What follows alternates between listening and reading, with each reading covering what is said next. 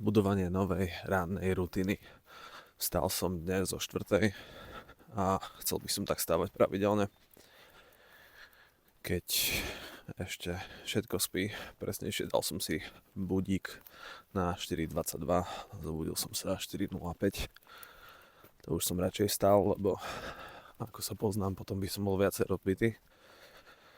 Ráno som si dal vodu na to, aby som hydratoval. No, troška jonťáku nášho. No a ide sa na prvý ranný výbeh a potom následne na tréning o 6:00 silový. Takže uvidím, ako dlho to vydržím, respektíve idem do toho, že by som to vydržal a s tým nasadením, že by som si vybudoval z toho rutinu. To znamená, že vydržím, dokedy to dám a dám to dovtedy, kým budem môcť. Takže to sú dristy na ráno, kým sa mi prebudza mozog. Zatiaľ. Čas si nemerám, dnes idem pocitovo všetko. Takže hlavne, aby som sa prebral. Srnka predo mnou, ona si ide dať dnešné behy. Spozornila, takže pripravuje sa. Väčšinou ich nenatáčam, lebo väčšinou ujdu skôr, ako vôbec vyberiem kameru. Ale väčšinou chodím neskôr ráno. Táto je nejaká kľudončka. Čakám stále, kedy vybehne. Stále nič.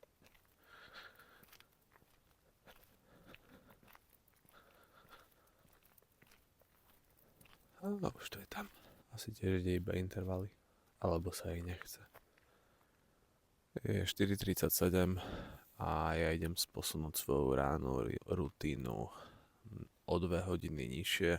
Chcem na to využívať LSDčko a dávam si ráno len taký jemný lightový beh aj so svojím psom. Obaja sa potrebujeme prebrať. Následne idem na dýchovú metódu light, slow and deep. Takže ešte rozmýšľam, že či to náhodou neprehodím a nedám si rozdýchanie práve ešte pred behom. Aspoň nejaký kúsok na začiatok. Ako ja som mal takú jemnú prechádzku, teraz idem práve, že už na nejaký ten tréning, no uvidíme, či sa mi to podarí, respektíve či bude výsledok taký, aký si predstavujem, že budem pravidelne o 4:00 ráno stávať. Výhoda zatiaľ je, že hmyz ešte nevstal, takže nič ma neštípe. Takže aj na miestach, kde bežne je kopec hmyzu, tak teraz fakt je to úžasné. Žiaden hmyz, stichučko a milujem ešte aj ten príjemný chládok. Je ráno, príroda sa ide prebúdzať, respektíve príroda sa prebúdza a ja sa prebudzam s ňou a idem si dať svoj ranné LSDčko. Teraz som to troška pozmenil, idem si dať najprv LSDčko, potom si dám tréning a následne okolo 7:00 si začnem dávať hubičky. Takže možno potom si dám ešte druhý raz LSDčko, ale to už bude vyslovene len také chillové v kancelárii pred robotou. Takže dnes to vidím takto, takže uvidíme, ako budem pokračovať ďalej. Táto ranná rutina, rád by som mal z toho rannú rutinu. Je to môjim cieľom mať takto rannú rutinu, vstávať skôr, ako sa slnko vyberie na oblov a začínať skôr, ako príroda sa preberie. Má to mnoho výhod, no a ja idem teda na svoje LSDčko. Výhody ranného dýchového cvičenia light, slow and deep. Za mňa, za mojich skúseností, rozdýcham sa takto na ráno, naštartuje môj mozog a celý deň uvidíme. Ja fakt takto vyslovene, že skoro ráno idem meniť svoju rutinu a idem posúvať svoj čas stávania pomaly o 3 hodinky. pretože nemal som úplne pravidelný čas stávania. Vždy to bolo v nejakom intervale. A aj teraz som sa zobudil, že o 4 ráno a je to také, hej, že zobudil som sa, ale ešte môj mozog nie je naštartovaný až tak. Až po tom ránom LSDčku cítim nejaké naštartovanie, cítim, že ide mi to lepšie, ráno som ešte hydratoval, takže ako viaceré úkony som zrobil na to, aby som sa dokázal prebrať. No a teraz po rannom LSDčku, dýchovom cvičení Light, Slow and Deep ma čaká krátky beh, následne ma čakajú intervaly, následne ma čaká silový tréning, potom raňajky s hubičkami a následne potom zase ďalšie LSDčko pred prácou a celý pracovný deň. Celkom sa na to teším, idem meniť takto svoju rutinu a som rozhodnutý pri nej zotrvať čo najdlhšie, pokiaľ sa bude dať, pokiaľ slnečko bude takto skoro vstávať, tak budem aj ja. Zatiaľ.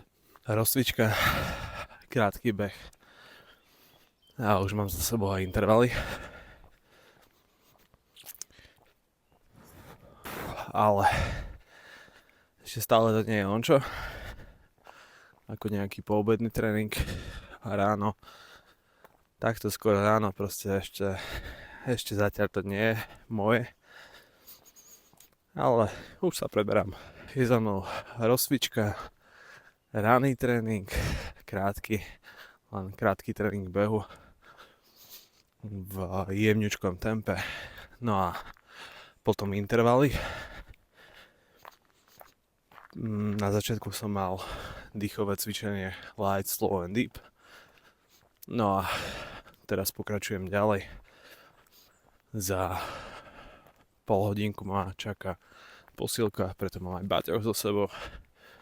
No a uvidíme čo a ako ďalej. Čaká dnes tréning nôh, takže veľmi sa na to teším a myslím si, že dnešok bude ešte veľmi zaujímavý. Celkom už som nadšený. Celkom mám radosť. Zatiaľ. Pocitovo tá zmena rannej rutiny sa mi páči. Vstávanie o 4 ráno.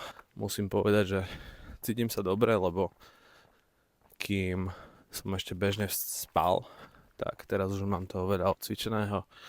Ešte ma čaká silový tréning, takže nehovor hop, pokiaľ si ešte nedal silový tréning. Takže to, že sa cítim dobre, neznamená, že sa ešte pri silovom tréningu nedogrcam. Takže uvidíme. Zatiaľ.